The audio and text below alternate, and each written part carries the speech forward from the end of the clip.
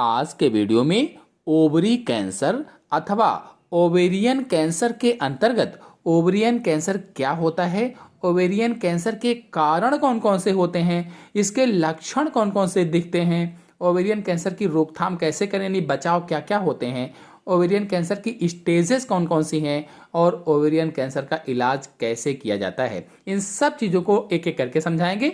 तो चलिए सबसे पहले जानते हैं कि ओवरी कैंसर अथवा ओवेरियन कैंसर क्या होता है। तो ओवेरियन कैंसर को यूट्रस कैंसर या फिर अंडाशय का कैंसर भी कहते हैं। यूट्रस कैंसर या फिर अंडाशय का कैंसर या फिर ओवरी का कैंसर कहा जाता है। यह कैंसर होने पर अंडाशय में छोटे छोटे सिस्ट बन जाते हैं, सिस्ट यानी गांठ जैसे बन जाते हैं, और एक महिला में 2 अंडाशय होते हैं। जैसा कि आप चित्र देख रहे हैं, चित्र में देखिए 2 अंडाशय हैं और एक में ओवेरियन कैंसर हो गया है, छोटे छोटे से सिस्ट बने हुए हैं, जबकि एक नॉर्मल है। इसमें से एक अंडाशय गर्भाशय की बाईं ओर होता है। जो 2 अंडाशय होते हैं, दोनों में से एक अंडाशय गर्भाशय के बाईं ओर होता है और दूसरा अंडाशय गर्भाशय के दाईं तरफ स्थित होता है। अंडाशय को अंग्रेजी में ओवरी कहा जाता है। अब अंग्रेजी में ओवरी कहा तो इसीलिए ओवेरियन कैंसर हो गया। अगर ओवरी में कैंसर हो रहा है तो ओवेरियन कैंसर हो गया। चलिए जानते हैं कि ओवेरियन कैंसर क्यों हो जाता है, कारण कौन कौन से होते हैं, काजेज ऑफ ओवेरियन कैंसर। तो कुछ प्रमुख कारक जो ओवरी का कैंसर होने के जोखिम बढ़ाते हैं। पहला है आनुवांशिक या जेनेटिक। अगर आपके किसी करीबी रिश्तेदार को, आपके माता को या माता की माता को, किसी को भी ओवेरियन कैंसर था तो भी आपको भी होने की संभावनाएं रहती हैं, चांसेस रहते हैं। फिर दूसरा है उम्र या एज। तो अधिकतर मामले 65 से अधिक उम्र की महिलाओं में पाए गए हैं, अतः उम्र बढ़ने पर ओवेरियन कैंसर का खतरा अधिक हो जाता है। फिर अगला है ब्रेस्ट कैंसर। यदि महिलाओं में स्तन कैंसर है और उसका उन्होंने निदान करवाया था तो उनमें अंडाशयी कैंसर होने का जोखिम बढ़ जाता है। अगर आप लोग ब्रेस्ट कैंसर हो, रक्त कैंसर हो, चाहे ब्लड कैंसर हो, कोई भी कैंसर, हर एक वीडियो मेरे चैनल में अलग अलग अपलोडेड है। चाहे ब्रेस्ट कैंसर हो तो आप जाकर के देख सकते हैं। फिर अगला है हार्मोन रिप्लेसमेंट थेरेपी। तो हार्मोन रिप्लेसमेंट थेरेपी में ओवेरियन कैंसर होने का खतरा बढ़ जाता है, जो लोग हार्मोन्स रिप्लेसमेंट थेरेपी करवाते हैं। फिर अगला है अधिक मोटापा। तो मोटापा अन्य बीमारियों की तरह इस कैंसर के जोखिम को बढ़ा देता है। चलिए जानते हैं कि ओवेरियन कैंसर के लक्षण कौन कौन से होते हैं, सिम्टम्स ऑफ ओवेरियन कैंसर।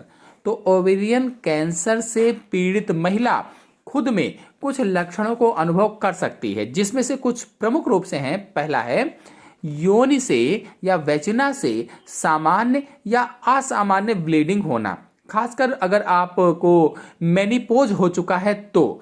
अब आपके मन में प्रश्न होगा कि मेनिपॉज क्या होता है। तो जब एक महिला को 12 महीनों तक पीरियड्स नहीं आते हैं तो उस स्थिति को मेडिकल भाषा में मेनिपोज कहा जाता है। जब किसी महिला को 12 महीने तक पीरियड्स ना आए तो उस स्थिति को ये मेडिकल भाषा में क्या कहते हैं, मेनिपोज कहा जाता है। तो योनि से सामान्य या असामान्य ब्लीडिंग होना, खासकर आपको जो मेनिपोज हो चुका हो। फिर दूसरा है श्रोणि क्षेत्र में दर्द या दबाव महसूस करना। जो हमारा श्रोणि भाग है, जो कमर से नीचे का भाग होता है, श्रोणि भाग कहलाता है, उसमें दर्द या दबाव महसूस करना, यानी पेड़ों के भाग में दर्द होना या दबाव होना। फिर अगला है पेट या पीठ में दर्द होना, पेट में दर्द होना या फिर पीठ में दर्द होगा। फिर अगला है पेट फूलना, मतलब पेट में सूजन भी आ जाएगी।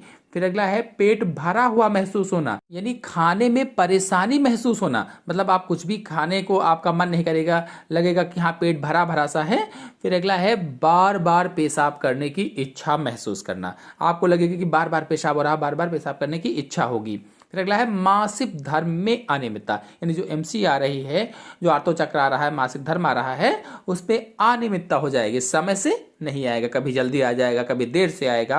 फिर अगला है संभोग के दौरान दर्द, और जब सेक्स होगा, संभोग होगा, उस दौरान दर्द भी महसूस होगा। ये कुछ प्रमुख लक्षण होते हैं। चलिए जानते हैं कि ओवेरियन कैंसर की रोकथाम कैसे करें, प्रिवेंशन ऑफ ओवेरियन कैंसर।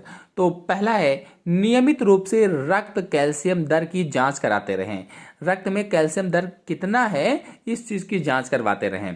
फिर अगला है नियमित रूप से व्यायाम करने और सामान्य वजन बनाए रखने से इस बीमारी की संभावनाएं कम की जा सकती हैं। यानी नियमित रूप से आप प्राणायाम करें, व्यायाम करें, तो आप मेडिटेशन करेंगे तो ये बीमारी नहीं आएगी। फिर अगला है नशीले पदार्थ जैसे सिगरेट है, शराब है आदि का सेवन ना करें, क्योंकि इन चीज़ों का सेवन करने से, जो लोग सिगरेट पीते हैं, जो लोग शराब पीते हैं, इन चीज़ों का सेवन करने से ओवेरियन कैंसर का खतरा बढ़ता है। इसलिए इन सबसे परहेज कर खुद को इस बीमारी से बचाएं। फिर अगला है गर्भ निरोधक गोलियां ओवेरियन कैंसर के खतरे को कम करती हैं। यानी कि जो गर्भ निरोधक गोलियां हैं ये ओवेरियन कैंसर को नहीं होने देती हैं। विशेषज्ञों का मानना है कि गर्भ निरोधक गोलियों का सेवन बंद करने के 30 साल बाद भी ओवेरियन कैंसर का खतरा कम होता है। फिर अगला है जिस महिला के परिवार में कोलन कैंसर, प्रोस्टेट कैंसर या यूटेराइन कैंसर का इतिहास है, उन्हें खुद में ओवेरियन कैंसर के लक्षणों का ध्यान रखना चाहिए और साथ ही साथ नियमित रूप से खुद की जांच करवाते रहना चाहिए।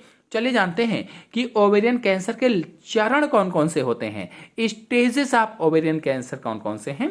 तो किसी भी कैंसर के स्टेज से यह पता चलता है कि वह कितना फैला हुआ है। तो पहली स्टेज में कैंसर एक या दोनों अंडाशयों तक ही सीमित होता है, जो ओवेरियन कैंसर है, और दूसरी स्टेज में कैंसर श्रोणि तक फैल चुका होता है, जो हमारे कमर भाग होती है, श्रोणि मेखला होती है, वहां तक फैल चुका होता है। फिर तीसरी स्टेज में कैंसर पेट तक फैल चुका होता है, जो पेट है, और चौथी स्टेज लास्ट स्टेज मानी गई है, कैंसर पेट से बाहर या अन्य अंगों तक भी फैल चुका होता है। चलिए जानते हैं कि ओवेरियन कैंसर का इलाज कैसे करेंगे। ट्रीटमेंट ऑफ ओवेरियन कैंसर, तो पहला है सर्जरी। देखिए आमतौर पर अंडाशय कैंसर जो होता है, जो ओवेरियन कैंसर होता है, इससे ग्रस्त मरीजों के लिए सर्जरी ही पहली उपचार पद्धति होती है। यानी सबसे पहले लोग सर्जरी ही करवाते हैं। सबसे पहले अगर सर्जरी के दौरान सिर्फ एक अंडाशय को हटाया गया तो अभी भी संभावना है कि महिला मां बन सकती है। यानी एक अंडाशय में अगर हो गया है कैंसर तो उसको हटा दिया जाए तब भी मां बन सकती है। हालांकि अगर दोनों अंडाशय निकाल दिए गए तो गर्भधारण नहीं होगा। फिर अगला है कीमोथेरेपी। तो कीमोथेरेपी में दवाओं का प्रयोग करके कैंसर कोशिकाओं को नष्ट किया जाता है दवाओं के माध्यम से, और उपचार में करीब 3 से 6 कीमोथेरेपी होते हैं, जो 3 से 4 हफ्तों के अंतराल में किए जाते हैं ताकि मरीज को रिकवर करने में समय मिल सके। फिर अगला है हार्मोन थेरेपी। तो हार्मोन थेरेपी को उपचार की योजना में जोड़ा जा सकता है ताकि एस्ट्रोजन को कैंसर कोशिकाओं तक पहुंचने से रोका जा सके। एस्ट्रोजन की आपूर्ति को कम करने से कैंसर कोशिकाओं के विकास को रोका जा सकता है। फिर अगला है विकिरण चिकित्सा यानी रेडियोथेरेपी।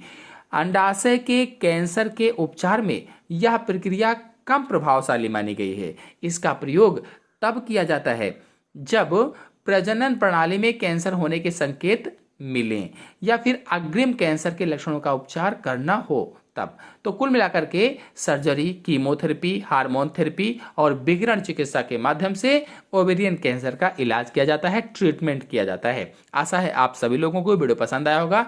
पसंद आया हो तो वीडियो को लाइक और शेयर कीजिए। चैनल पर नए हैं तो चैनल को सब्सक्राइब कर लीजिए। धन्यवाद।